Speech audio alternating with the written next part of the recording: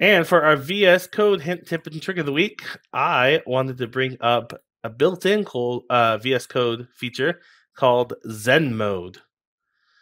Zen Mode is to get rid of all of the clutter in VS Code and just focus on the code. So I'm going to switch to my local screen. I have QB up right here.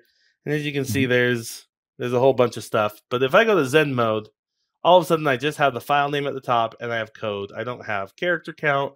I don't have the files on the side. And I can just focus on the code.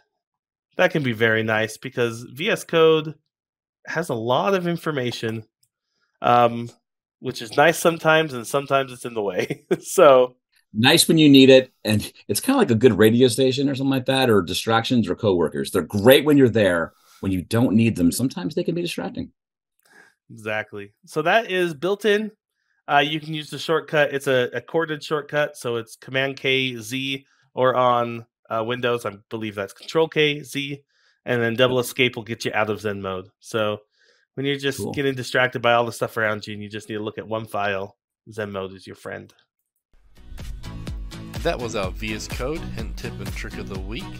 Brought to you by Modernize or Die podcast, CFML News Edition, proudly sponsored by Order Solutions.